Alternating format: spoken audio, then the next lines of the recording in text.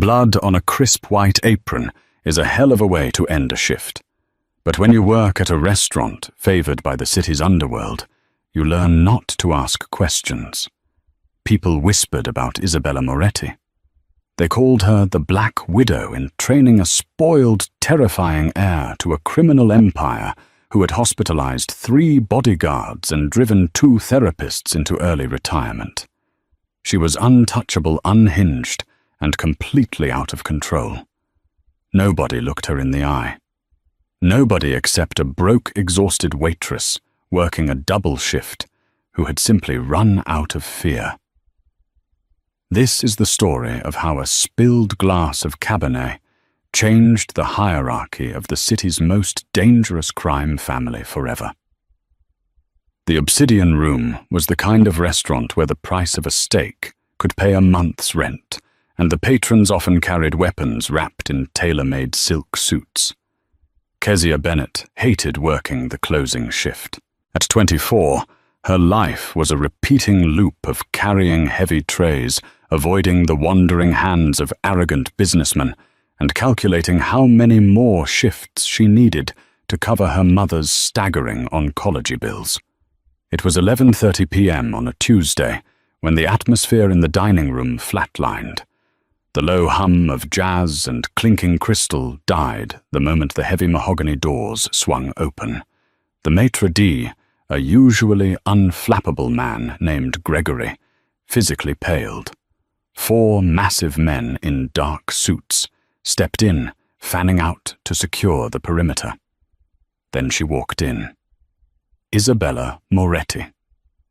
She wasn't just the daughter of Gwen Moretti, the undisputed head of the West Coast Syndicate.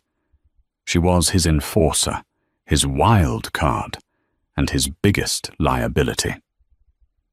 Isabella possessed a sharp, striking beauty. Dark hair, cut in a sleek, asymmetric bob, piercing hazel eyes, and a jawline that could cut glass. She wore a tailored crimson pantsuit that practically screamed danger. The rumors about her were legendary. She had allegedly burned down a rival's nightclub just because she didn't like the bouncer, and she had a temper so volatile her own father's captains avoided being in the same room as her. Kezia was stationed at Section 4, wiping down a table, completely exhausted. Her feet throbbed, and she was operating on 3 hours of sleep. Isabella bypassed the VIP booths and sat directly at Table 12, Kezia's section. "I'll take the filet. Rare. If it's medium rare, I'm making the chef eat it raw," Isabella told Gregory, not even bothering to look at a menu. 20 minutes later, Kezia approached the table, balancing the heavy silver tray. As she set the plate down, one of Isabella's massive guards bumped into Kezia's elbow. It wasn't entirely his fault, but the shift in weight was enough. A full glass of vintage Cabernet Sauvignon tipped over, splashing directly onto the lapel of Isabella's pristine crimson jacket. The silence that followed was deafening. Even the jazz pianist stopped playing. One of the guards instinctively reached inside his jacket. Isabella slowly looked down at the dark stain blooming on her suit, then up at Kezia. Her hazel eyes were practically glowing with malice. "Do you have any idea?" Isabella whispered, her voice a deadly, quiet hiss. "How much this jacket costs? It costs more than your miserable life." Gregory was already sprinting over stammering apologies. "Miss Moretti, I am so sorry she's fired. We will pay for—" "Shut up!" Isabella snapped, standing up. She grabbed the edge of the table, preparing to flip it, a signature move that usually preceded someone getting severely hurt. But Kezia didn't flinch. She was too tired to be terrified. The crushing weight of the past 3 years, the hospital bills, the eviction notices, the endless grind, suddenly crystallized into a single moment of absolute reckless defiance. Kezia slammed her service tray onto the adjacent table with a loud crack. "Don't you dare flip that table," Kezia said. Her voice wasn't loud, but the sheer icy authority in it made the guard freeze. Isabella blinked, genuinely taken aback. "Excuse me." I said, "Don't. I've been on my feet for 14 hours. I have to clean up this section. Your guard bumped my arm, which spilled the wine. I will get you club soda for the stain, and I will comp the steak. But if you throw a tantrum and make a mess on my floor, I will make you wipe it up yourself." Gregory looked like he was going to pass out. The guards tensed, waiting for Isabella's order to drag the waitress into the alley. Isabella stared at Kezia.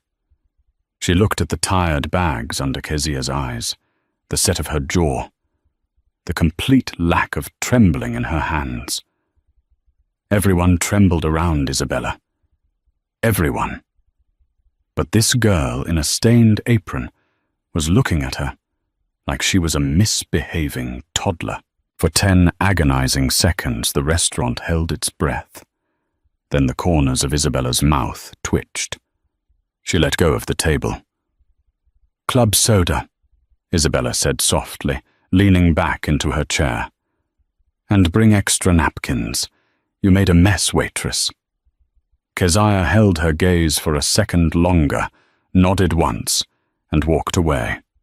She didn't realize it then, but she had just passed a test no one else had ever survived. Kezia expected to be fired.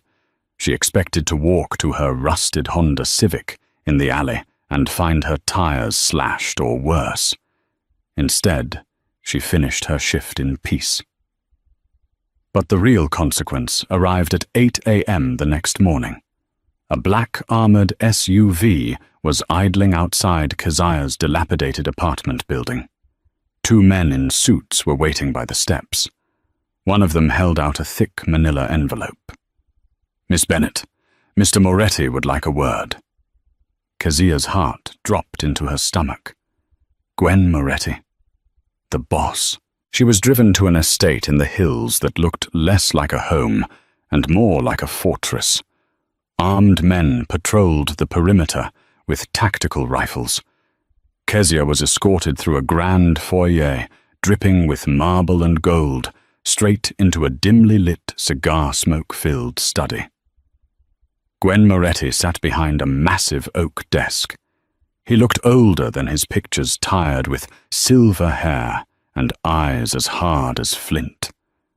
Standing in the corner was his underboss, Silas Croft, a man known for making problems disappear in the middle of the night. "Sit," Gwen commanded. Kezia sat, keeping her posture rigid to hide her shaking hands. Gwen tossed a file onto the desk. "Kezia Marie Bennett, 24. Mother in St. Jude's, dealing with stage 3 lymphoma. You owe the hospital roughly $42,000. You're 3 months behind on rent, and your credit score is a tragedy." Kezia flushed. "If you brought me here to kill me over a spilled drink, just do it. But my life insurance goes to my mother. Make sure she gets it." Gwen laughed. It was a rough, barking sound. Silas remained utterly still. "I didn't bring you here to kill you, Kezia. I brought you here to offer you a job." Gwen leaned forward, steepling his fingers. "My daughter Isabella. You met her last night." "I did. Isabella is difficult. Since her mother passed, she has become a liability. She is reckless. She has fired, fought, or slept with every handler, bodyguard, and assistant I've assigned to her. She doesn't respect authority because she knows I won't kill my own flesh and blood. She lives in a world where everyone bends to her will." Gwen pointed a thick finger at Kezia. "But last night she didn't bend you. Gregory told me you treated her like a street dog, and instead of biting, she sat." "I was just doing my job," Kezia said defensively. "I want you to do a new job. I want you to be Isabella's personal handler. You will live in this house. You will go where she goes. You will keep her schedule. Keep her out of the press, and most importantly, keep her from doing anything stupid. I'm a waitress, Mr. Moretti. I'm not a babysitter for the mob. I will pay off your mother's medical debt today, Gwen said smoothly. All $42,000, gone. And I will pay you $10,000 a week to live here and keep my daughter in line. All you have to do is not back down. Keziah felt the air leave her lungs. $10,000 a week. Her mother's debt erased. It was a deal with the devil, but Keziah was already living in hell. What if she tries to hurt me? Keziah asked, her voice quiet. She will try, Gwen replied bluntly. But I will make it clear to her that if she lays a finger on you, I will freeze her trusts and take her cars. Your job is to handle her mind, Keziah. Break her ego before she breaks this family. Keziah looked at the file, then at the mob boss. I need weekends off to see my mom. Gwen smiled a genuine predatory smile. Welcome to the family, Miss Bennett. Moving into the Moretti estate was like moving into a gilded cage. Keziah was given a suite in the East Wing that was larger than her entire apartment. Her mother's debt had vanished overnight, confirmed by a tearful phone call from the hospital billing department. But the honeymoon phase ended the moment Isabella found out. It was day 2. Keziah was in the kitchen, making a cup of cheap instant coffee she had smuggled in when the doors violently swung open. Isabella stormed in, wearing silk pajamas and an expression of pure, unadulterated fury. You! Isabella snarled, marching right into Keziah's personal space. She smelled of expensive perfume and gin. You think you can just move into my house? You think my father can buy me a pet to keep me on a leash? Keziah calmly stirred her coffee. Good morning, Isabella. Your father has a meeting for you with the estate lawyers at 11. I suggest you get dressed. Isabella swiped her hand across the marble island, knocking Keziah's coffee mug to the floor. It shattered dark liquid, pooling on the pristine white tiles. I don't take orders from the help, Isabella whispered, leaning in so close Keziah could feel the heat radiating from her. I will make your life a living hell. I will break you so fast you'll be begging my father to let you go back to pouring wine for tips. Keziah looked down at the broken mug, then back up at Isabella. Her heart was racing, but she clamped down on the fear. Don't back down. That's the only rule. I've dealt with worse messes than this, Keziah said, grabbing a roll of paper towels. She ripped a few off and held them out to the Mafia princess. Clean it up, then get dressed. Isabella stared at the paper towels like they were venomous snakes. Are you insane? No, I'm your handler, and until you start acting like an adult instead of a brat throwing a tantrum, this is how we're going to communicate. Clean it up. For a second, Keziah thought Isabella might actually strike her. The tension in the kitchen was thick enough to cut with a knife. Isabella's fists were clenched white. But Keziah didn't blink. She held the paper towel steady. You're going to regret this, Isabella hissed. But she snatched the towels from Keziah's hand, dropped to her knees, and aggressively wiped at the spilled coffee. She threw the soaked wads into the trash and stormed out of the kitchen without another word. The psychological warfare escalated over the next 2 weeks. Isabella was relentless. She played loud, heavy metal music at 3 a.m. outside Keziah's door. She intentionally scheduled and then skipped appointments. She drove her Porsche at terrifying speeds through the winding cliffside roads, trying to make Keziah scream from the passenger seat. Keziah never screamed. She simply clutched the door handle and reviewed Isabella's schedule out loud over the roar of the engine.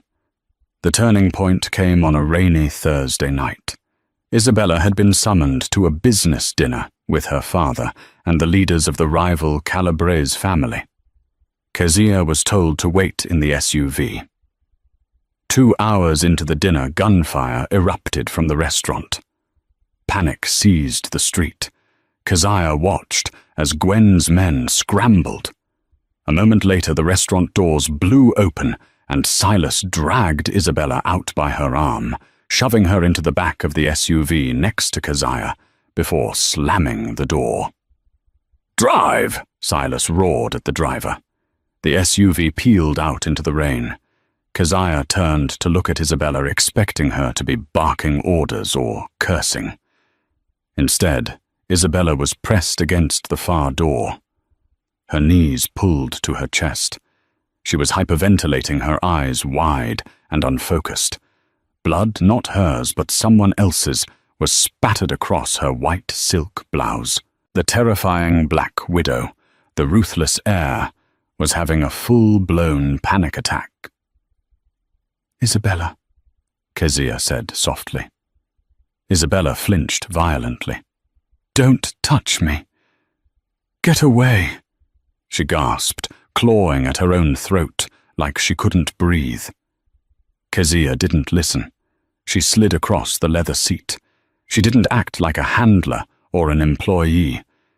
She acted like someone who had spent years soothing a sick mother through agonizing nights. Kezia reached out and firmly grasped both of Isabella's trembling hands. "Look at me," Kezia ordered, her voice completely devoid of judgment. "Isabella, look at my eyes." Isabella's wild hazel eyes finally locked onto Kezia's. "Breathe with me. In for 4. Hold for 4. Out for 4. Do it."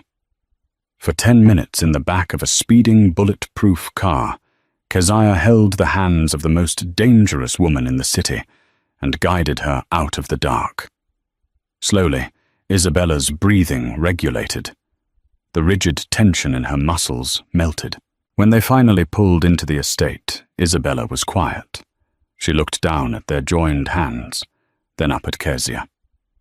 For the first time, there was no hostility in her gaze, just raw, naked vulnerability. "Why did you do that?" Isabella whispered. "You're supposed to hate me." Kezia let go of her hands and offered a small, tired smile. "I don't hate you, Isabella. I think you're just used to people either fearing you or fighting you. I'm not going to do either." As Kezia stepped out of the car, she felt Isabella's eyes on her, heavy and calculating. The war wasn't over, but the rules of engagement had just completely changed. The morning after the shootout, the sprawling Moretti estate felt less like a palace and more like a mausoleum. Security had been tripled. Men with earpieces and suppressed tactical rifles patrolled the rose gardens, their breath visible in the crisp morning air. Kezia stood in the kitchen brewing her cheap instant coffee. She expected Isabella to stay locked in her suite, nursing the trauma of the previous night. Instead, at exactly 8 a.m., the heavy mahogany doors swung open. Isabella walked in. She wasn't wearing her usual intimidating designer armor. She wore an oversized grey cashmere sweater and black leggings. The dark circles under her hazel eyes mirrored Kezia's own exhaustion. She walked straight to the marble island, bypassing the industrial espresso machine, and pointed at Kezia's mug. "Make me one of those," Isabella said. Her voice was flat, stripped of its usual venom. Kezia blinked, surprised. "It's freeze-dried instant. You have a private barista on standby." I said, "Make me one." Kezia slid a second mug across the counter, spooned in the cheap granules, and poured the boiling water. Isabella took a sip, grimaced slightly at the bitter taste, but didn't complain. She leaned against the counter, watching Kezia with an intense, unnerving calculation. The dynamic had shifted. The feral dog wasn't snapping anymore. It was studying the hand that refused to strike it. My father is moving against the Calabrese family, Isabella stated abruptly. Lorenzo Calabrese ordered the hit at the restaurant. It was meant for me. Kezia felt a chill run down her spine, but she kept her face carefully neutral. To survive in this house, she had quickly developed a system to manage the chaos. Keziah's Handler Protocols *. Rule 1. Never react to the provocation. Emotion is leverage. Giving it away is surrendering power. Rule 2. Maintain eye contact.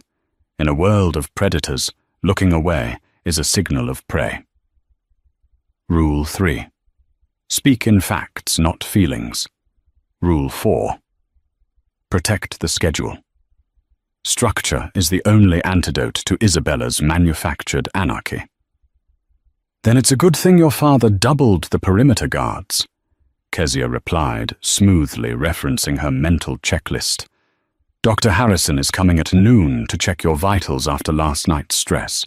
At 2, you have a briefing with Silas Croft regarding the syndicate's front businesses. Isabella laughed, a harsh, dry sound. You're incredible. Bullets fly. I nearly hyperventilate to death in a Maybach, and you're quoting my itinerary. Do you ever crack, Keziah? I don't have the luxury of cracking, Kezia said, meeting her gaze. If I crack, my mother loses her treatment at St. Jude's. So I will be here at noon, and I will be here at 2. For a long moment, Isabella just stared at her. The hostility was gone, replaced by a strange, quiet respect. Silas thinks you're a spy. He told my father it's too convenient that a waitress handled me so easily. He wants to run a deep background check on you. Let him, Kezia said. He'll find a mountain of credit card debt, a Netflix subscription I share with 3 friends, and a rusted Honda Civic. Isabella's lips twitched into the shadow of a smile. I told my father to leave you alone. You're mine to deal with. She set the half-empty mug down. Cancel, Dr. Harrison. I'm not sitting in this house waiting to be targeted. We're going out. Mr. Moretti confined you to the estate. I don't care. Isabella interrupted, the old spark of rebellion flaring in her eyes, though this time it felt directed at the world, not at Keziah. If you're my handler, handle me. Get the keys to the Aston Martin. The outing wasn't a reckless joyride. Isabella directed Keziah to drive them to the industrial harbour district, far from the polished wealth of the Moretti territory. They parked near a rusted chain-link fence overlooking the churning grey waters of the bay. The rain had started again, drumming a steady, isolating rhythm against the roof of the car. My mother died out there, Isabella said quietly, staring through the windshield. A boat explosion. Everyone said it was an accident. A gas leak. I was 12. Keziah remained silent, letting the heavy truth fill the confined space of the car. It wasn't an accident, Isabella continued, her voice tightening. It was Lorenzo Calabrese. He wanted to break my father. But instead my father just turned to ice. He built his empire on her ashes, and he expected me to be as cold as he is. But I'm not cold, Kezia. I'm just angry. All the time. Anger is exhausting, Kezia said softly. It burns out the container holding it. Isabella turned to look at her, the proximity in the low-slung car suddenly hyper-intimate. The scent of rain and Isabella's faint, expensive perfume filled the air. Who taught you how to talk down a panic attack? My mother, Kezia admitted, looking down at her hands resting on the steering wheel. When the chemo got really bad, the pain would trigger severe anxiety. I spent 3 years sitting on the edge of hospital beds, holding her hands, counting breaths. Isabella's gaze dropped to Keziah's hands. Slowly, deliberately, She reached out and traced the line of a small burn scar on Keziah's wrist, a souvenir from a frantic shift at the restaurant. The touch was electric, sending a sharp jolt straight up Keziah's arm. "You've spent your whole life taking care of broken people," Isabella whispered. Before Keziah could process the sudden shift in the air, her phone vibrated violently against the console. It was Silas Croft. "Where are you?" Silas's voice barked through the speaker, tight with panic. "Taking a drive. Why?" Keziah asked, instantly on high alert. "Get her back to the estate now. Lorenzo Calabrese just made a move. He hit 3 of our warehouses, and we have chatter that a hit squad has been dispatched for Isabella." They tracked her phone. Keziah's blood ran cold.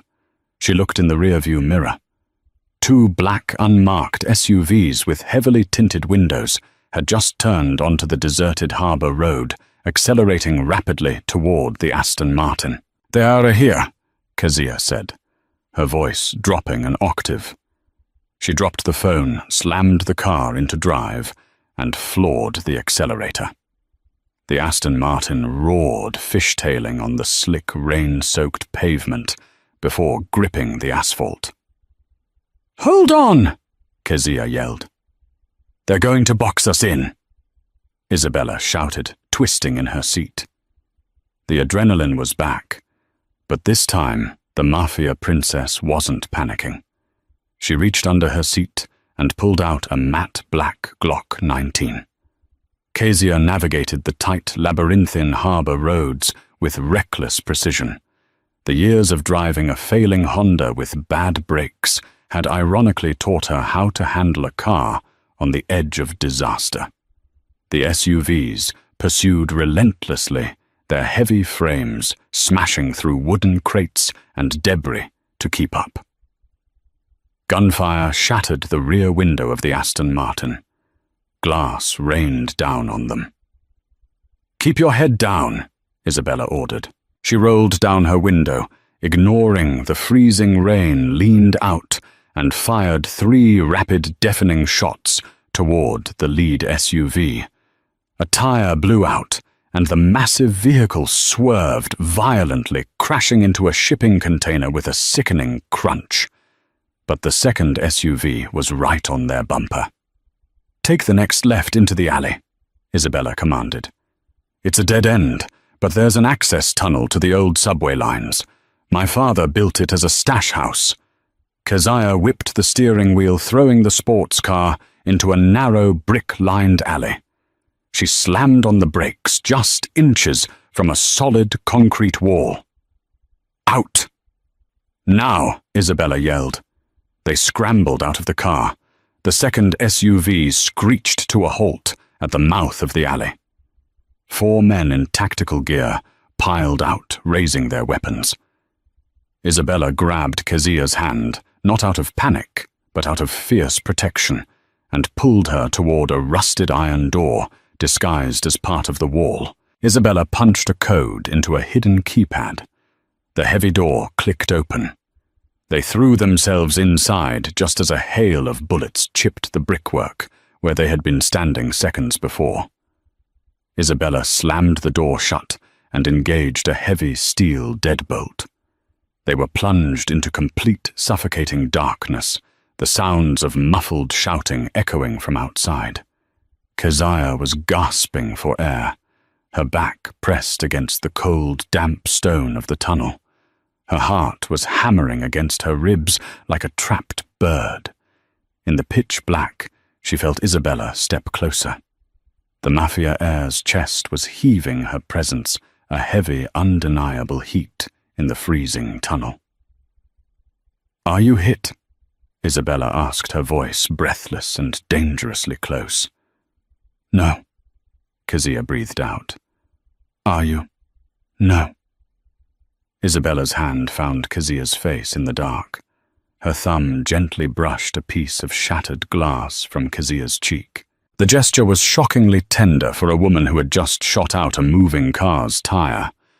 "You didn't flinch," Isabella whispered, her face inches from Keziah's. "You never flinch." I told you, Kezia replied, her voice trembling slightly, betraying the iron facade she had fought so hard to maintain. I don't back down. Isabella leaned in, closing the final inch between them. Good. The kiss was desperate, tasting of adrenaline, freezing rainwater, and the sharp copper tang of fear. It wasn't a soft romantic collision orchestrated by candlelight or soft music. It was a violent, gravity-defying claiming of survival in the pitch-black belly of the city. Isabella's hands gripped the lapels of Kezia's damp, cheap Waitress jacket with white-knuckled intensity, pulling her flush against her chest, anchoring herself to the only steady thing left in her rapidly crumbling world. For Kezia, the rigid professional boundaries she had carefully constructed over the past weeks obliterated in that single, breathless second. She kissed back with equal, unyielding ferocity, her hands tangling in Isabella's wet, dark hair. In the suffocating darkness of the subterranean tunnel, with the muffled, rhythmic thuds of Calabrese-hit men striking the thick concrete walls just yards behind them, the terrifying Mafia princess and the exhausted Waitress finally stripped away the armor they had worn since the night of the spilled Cabernet. The manufactured power dynamic evaporated. There was no wealthy employer, no indentured handler. There were only two women clinging to life in the dark, finding a shocking, undeniable solace in each other's arms. Isabella pulled back slowly, her breathing ragged and shallow. She rested her forehead against Kezia's, her chest heaving against the Waitress's ribcage. The silence between them was profound, heavy with unspoken confessions broken only by the distant rhythmic dripping of water from the arched brick ceiling. "We need to move," Isabella whispered. Her voice was rough, completely stripped of its usual aristocratic polish. "They have heavy breaching tools in those SUVs. It's only a matter of time before they start looking for the access panel we just used." She reached into the pocket of her soaking wet leggings and pulled out a small, military-grade tactical flashlight, clicking it on. The narrow, blinding beam cut through the gloom, revealing a curved, brick-lined utility tunnel that smelled heavily of damp earth rust and old iron. It was a forgotten relic, a remnant of a Prohibition-era smuggling route that Gwen Moretti had quietly purchased and retrofitted for absolute worst-case scenarios. "Stay directly behind me and step exactly where I step," Isabella instructed. The raw vulnerability of the kiss was instantly locked away behind a vault of steel, replaced by pure tactical focus. The Black Widow was back, calculating, sharp and lethal. They walked in tense silence for nearly 20 minutes, the distant ghostly rumble of late-night subway trains vibrating through the soles of their shoes. Kezia's mind was racing, the lingering adrenaline still spiking her heart rate. She tried to piece together the fractured timeline of the ambush, her analytical brain desperately seeking order in the chaos. "How did they know? Silas said they tracked your phone," Kezia said softly, her voice echoing slightly off the damp brick walls, breaking the eerie, oppressive silence. "But you left your primary phone, the secure one, on the kitchen counter at the estate. I saw it sitting right next to your coffee mug before we left. You only brought your burner." Isabella stopped dead in her tracks. The flashlight beam bobbed, then steadied on the cracked concrete floor. A burner that runs through a heavily encrypted randomized proxy server routed through 3 different countries, Isabella murmured, her brow furrowing as she aggressively pieced the puzzle together. "The Calabrese tech guys are good, but they aren't crack a military-grade proxy in 10 minutes good. It's mathematically impossible to triangulate that signal so fast." "So how did they find us at the harbor?" Kezia asked, stepping closer to the halo of light. "We didn't tell anyone where we were going. We just drove out there." Isabella turned around slowly, the flashlight illuminating a sharp, terrifying realization dawning on her pale face. They didn't track me, Keziah. They tracked the car. The Aston Martin has a hardwired GPS locator built directly into the chassis for high-level security. Kezia frowned, shaking her head. But only the estate's central security hub has access to that feed. The guards don't even have the clearance to monitor your personal vehicles. Exactly, Isabella said, her voice dropping to a dangerous icy register that sent a shiver down Keziah's spine. And the only person who oversees the motor pool security, the only person who knew I specifically told you to get the keys to the Aston Martin this morning, was Silas. Silas. Keziah breathed the blood suddenly draining from her face, leaving her feeling lightheaded and sick. He set us up. He sent us out there to die. It's a coup. Isabella stated the pieces falling into place with sickening clarity. Silas Croft has been my father's right hand for 2 decades. He's the architect of our supply lines. But my father is getting older. He's talking about succession, and Silas hates me. He truly believes I'm a volatile, psychotic child who will burn the empire to the ground the second I take the throne.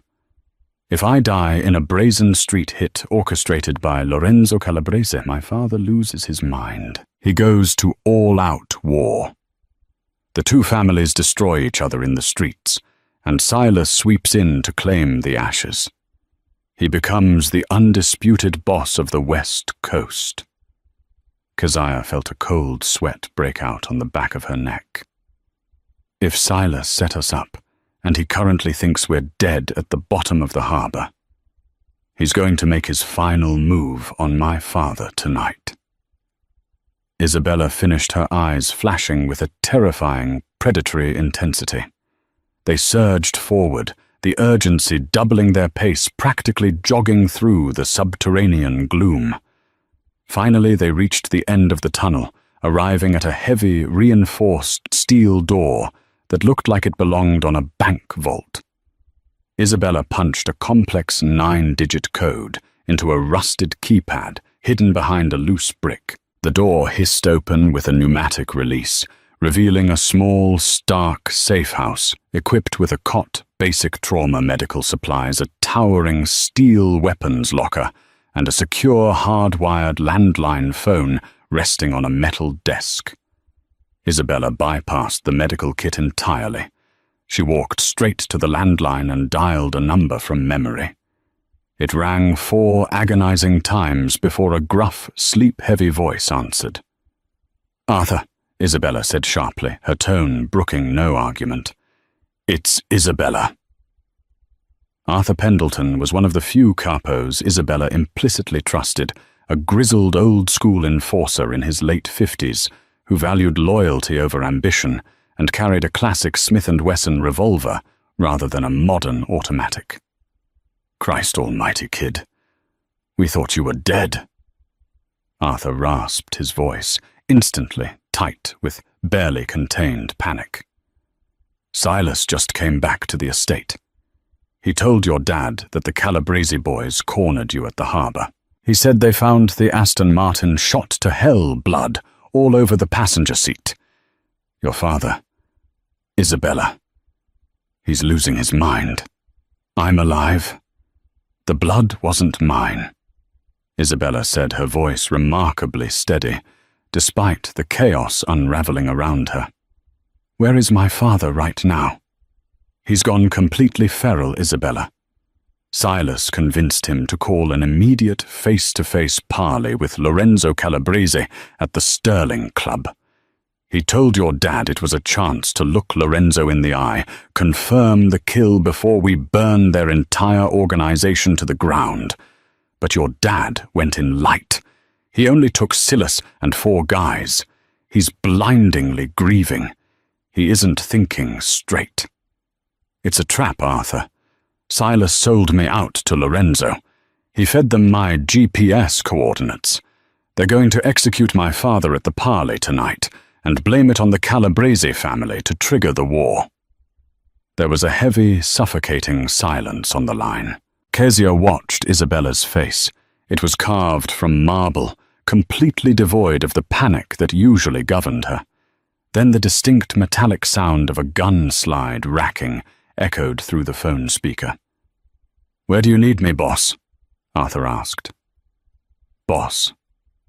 The word hung heavy in the stale air of the safe house. Not kid, not princess, not liability. Boss. Gather every single man strictly loyal to you. Do not use the main comms and do not alert the estate. Silas likely has loyalists monitoring the radios.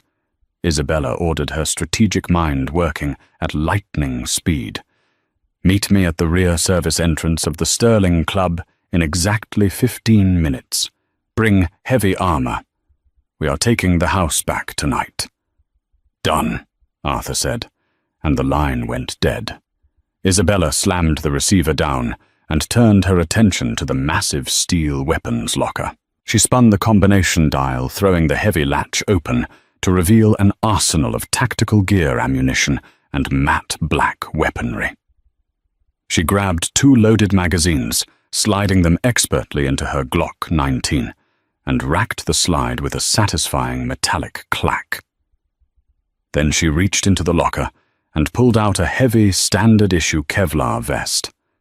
She turned and tossed it directly at Kezia.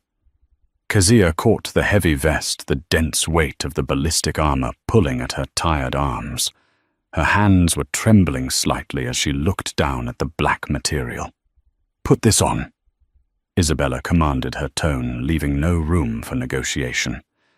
"Isabella, I'm a waitress." Kezia said, her voice wavering as the sheer gravity of the situation finally crashed down on her shoulders. "I balance trays. I memorize wine lists and calculate tips. I can't shoot a gun. I don't belong in a Mafia shootout."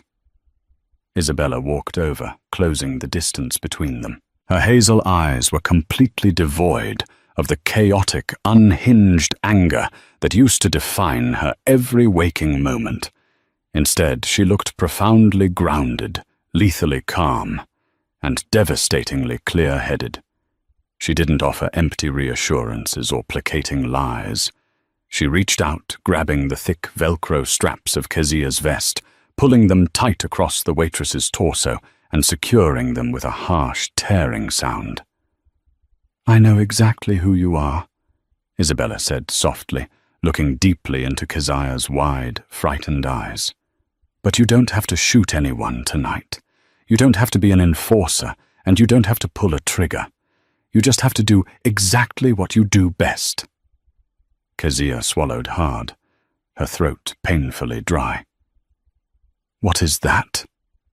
Isabella let her hands rest on the shoulders of Kezia's armored vest, her touch grounding and firm. "Don't back down. Keep your eyes open, and stay by my side. You are the only thing keeping me anchored to the earth right now, Kezia. I need my handler." Kezia took a deep, shuddering breath. She thought of her mother resting safely in the hospital bed, her treatments fully paid for by the very man who was currently walking into a death trap. She thought of the terrifying, broken, brilliant woman standing in front of her, asking for her help. The paralyzing fear didn't vanish, but it hardened into something useful. It hardened into an unbreakable resolve. Kezia nodded once her trembling hands finally going still. "Okay, let's go save your father." The Sterling Club, situated on the most heavily surveilled affluent stretch of the city's financial district, was an architectural marvel of dark oak brass fixtures and velvet drapery. It was a sanctuary exclusively reserved for the city's corrupt elite, a place where senators and syndicate bosses alike sipped $1,000 scotch and carved up the city without leaving a paper trail. Tonight, however, the opulent fortress was nothing more than a graveyard waiting to happen. The rain poured in relentless, blinding sheets as Isabella and Keziah slipped through the kitchen's rear loading dock. The heavy steel door clicked shut behind them, shutting out the roar of the storm. Inside, the air was thick with the smell of roasted lamb-white truffles and terrified sweat.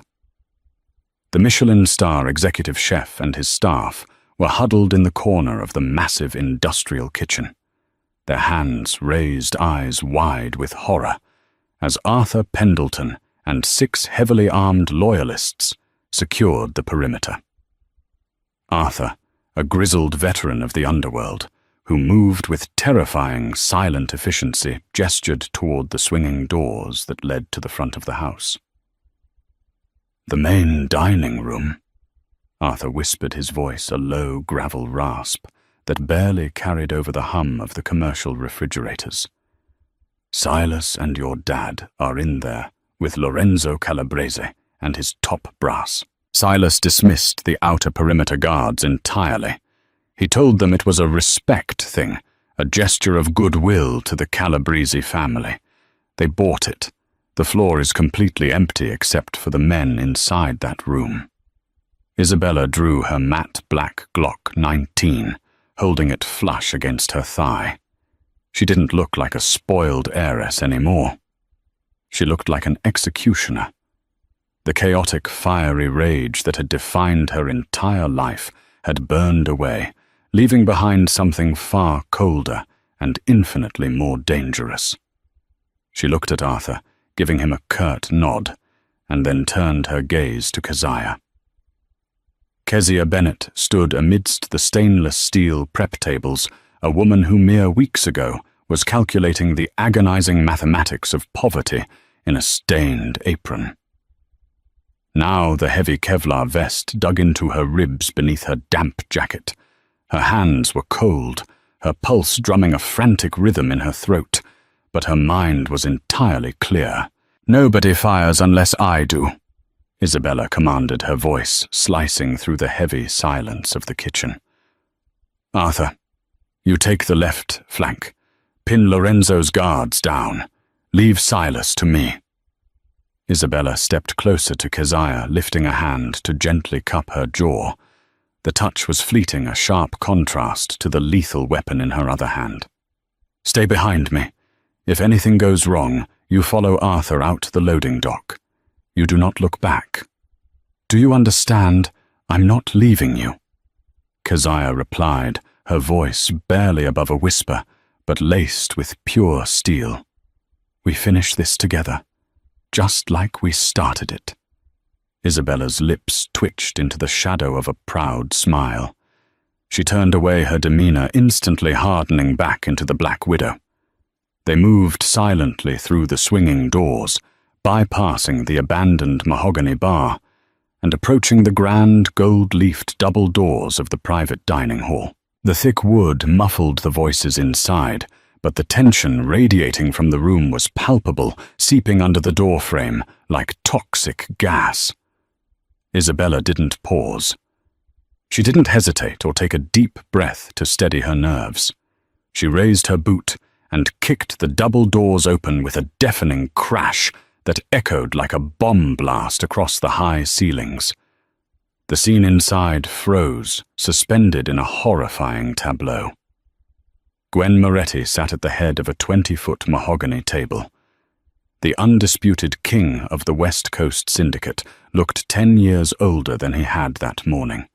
His broad shoulders slumped, his eyes hollow and red-rimmed with the agonizing belief that his only child had been slaughtered at the harbor. Across from him sat Lorenzo Calabrese, impeccably dressed in a charcoal Brioni suit, a heavy Patek Philippe watch catching the dim light as he held a snifter of cognac. He looked tense, calculating, but not victorious. Standing directly behind Gwen, his hand resting casually inside his tailored suit jacket, was Silas Croft. The underboss looked triumphant, a cruel smirk playing on his lips as he lorded over the broken king. "Isabella." Gwen breathed the word tearing from his throat. He rose slowly from his chair, his hands shaking so violently He knocked over a crystal water glass. Silas's smug expression dissolved into sheer, unadulterated panic. The blood drained from his face, leaving him a sickly ashen grey. In a split second of desperate self-preservation, Silas drew his weapon, aiming it directly at the back of Gwen's head. "Don't move! Nobody move!" Silas roared, his voice cracking with hysteria. Lorenzo's bodyguards immediately drew their weapons, but Arthur and his crew flooded the room like a tactical strike force. Laser sights painted the chests of the Calabrese men before they could even flick off their safeties. "Put them down, Lorenzo," Isabella said. Her voice wasn't loud, but it carried an icy authority that demanded absolute obedience. "Or nobody leaves this room breathing. Not you. Not your men. Tell them to drop the guns."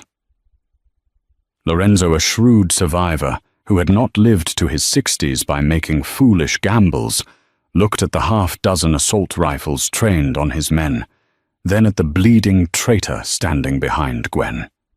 He slowly lowered his cognac glass to the table and raised his hand. "Stand down," he ordered his men. The heavy thuds of weapons hitting the Persian rug echoed through the room. "This is a mistake," Silas screamed, pressing the barrel of his gun against Gwen's graying hair. Sweat poured down his face, ruining his collar. "She's a psycho, Lorenzo. We had a deal. You take the docks, I take the family. If she lives, she'll burn our truce to the ground." Isabella walked forward, her heels clicking methodically against the hardwood floor, a steady, terrifying metronome. 30 years, Dom," Silas yelled, turning his frantic eyes to the boss he was holding hostage. 30 years I bled for this family. I built our supply lines, I laundered the cash, and you were going to hand the keys to the kingdom to a spoiled, volatile brat who couldn't even keep her own bodyguards out of the hospital. She's a liability. I did this for the family." "You did this because you are small, Silas," Isabella said smoothly, stopping 10 feet away from him. She kept her Glock aimed squarely at his chest. "You did this because you knew the moment my father stepped down, I would look at the books. I would see the millions you've been skimming from the construction fronts in the South End. You didn't orchestrate a coup for the good of the family. You did it to cover your own pathetic theft." Silas's eyes darted wildly. "Shut up. You don't know anything." "I know that your hit squad missed," Isabella said, her hazel eyes completely dead. "I know that you handed Lorenzo my location as a peace offering to mask your treason. And I know that your hand is shaking." "I'll pull the trigger," Silas shrieked, pressing the gun harder against Gwen. "I have 20 men waiting outside. If I don't walk out of here, they come in and slaughter everyone." For a fraction of a second, a flicker of doubt crossed Gwen's face. But Kezia, standing just a few paces behind Isabella, narrowed her eyes. She had spent years analyzing the body language of liars, cheats, and desperate men in the restaurant industry. She looked at Silas, noting the sweat soaking through his shirt, the frantic darting movement of his eyes, and the way he was favoring his left leg, a telltale sign of a man preparing to run. Not fight.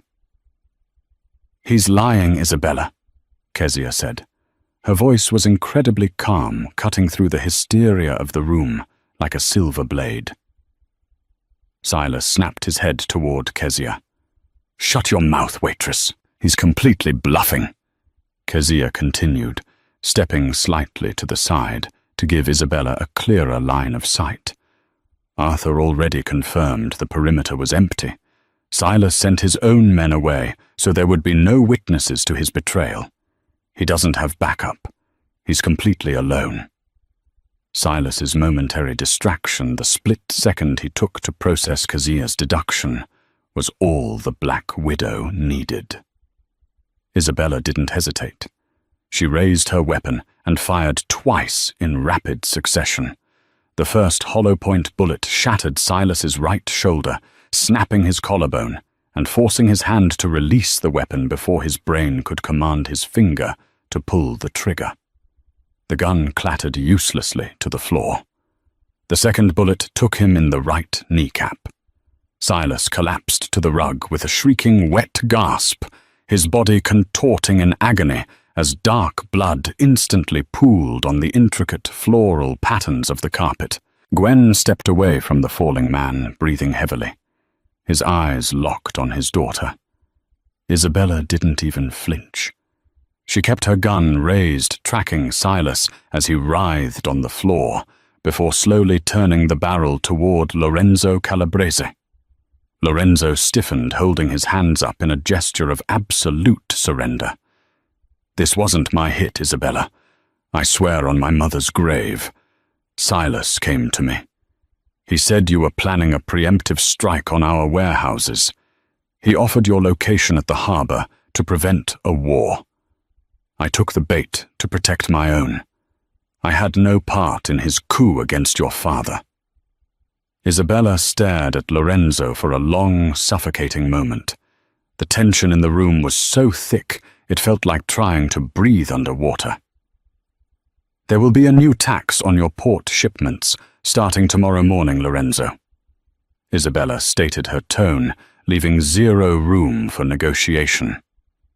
"A 30% penalty for entertaining a traitor and firing on my car. You will cede control of the garment district fronts by midnight. If you argue, if you hesitate, I won't call a parley next time. I will simply burn your house down with you inside it." Lorenzo studied the young woman standing before him. He recognized the dawn of a new, far more ruthless era for the Moretti family. He swallowed hard and nodded slowly. "We'll pay the tax. You have my word." "Get out of my sight," Isabella commanded. As Lorenzo and his men rapidly filed out of the room under Arthur's watchful rifles, Gwen looked down at Silas, who was groaning and clutching his shattered knee.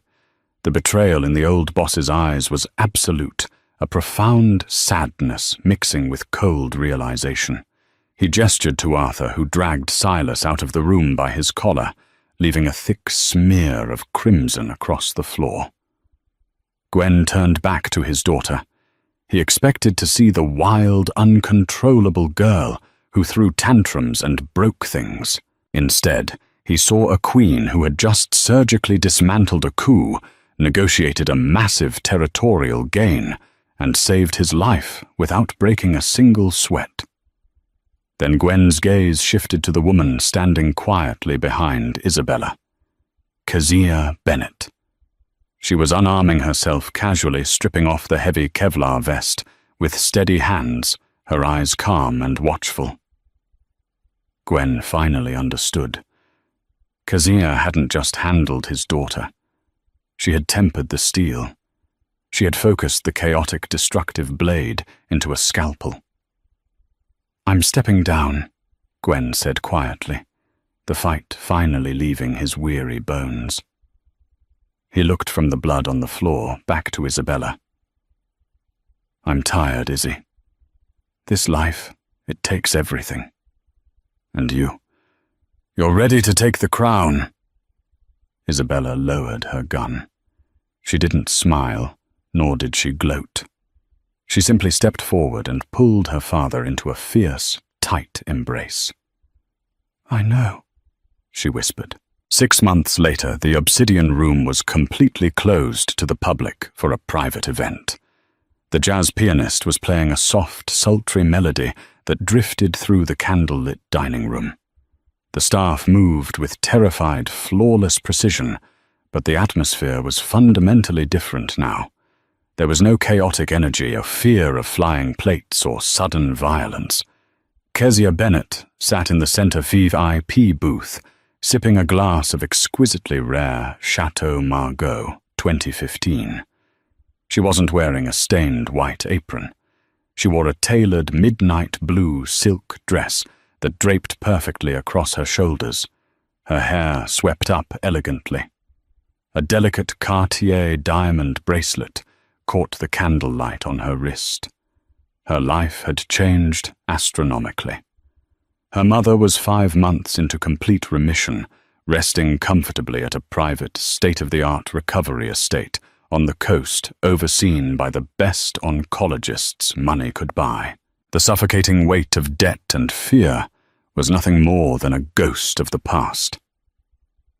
The heavy mahogany doors of the restaurant opened, and the room went dead silent. Isabella Moretti walked in. She was no longer just the heir. She was the undisputed head of the syndicate, feared, deeply respected, and brilliantly controlled. She was flanked by guards who looked at her, not with anxiety, but with absolute, unflinching loyalty. She walked past the empty tables, dismissing her security detail with a flick of her hand, and slid into the leather booth next to Kezia. The hard, intimidating lines of her face, the mask of the Black Widow, immediately softened into a warm, genuine smile that only one person in the entire world was ever allowed to see. "Long day of running the city?" Kezia asked, a playful smirk dancing on her lips as she handed Isabella a menu. Isabella didn't look at the menu. She leaned in, closing the distance between them, and pressed a soft, lingering kiss to Kezia's jawline, right over the faint, fading scar of a restaurant burn. "It is now," Isabella murmured, her voice a low, rough purr. She reached down, lacing her fingers perfectly through Kezia's. "But I think my handler has things completely under control." Kezia smiled, leaning her head against Isabella's shoulder as she took a slow sip of her dark wine. "I always do. Did your heart stop during that final explosive standoff? If the dangerous electric romance between the Black Widow and the fearless Waitress kept you glued to the screen, don't let the story end here. Hit that like button right now to show your support, and share this video with fellow fans of high-stakes enemies-to-lovers Mafia drama. We drop real-life-inspired, pulse-pounding thrillers just like this every single week, so make sure to smash that subscribe button and ring the notification bell.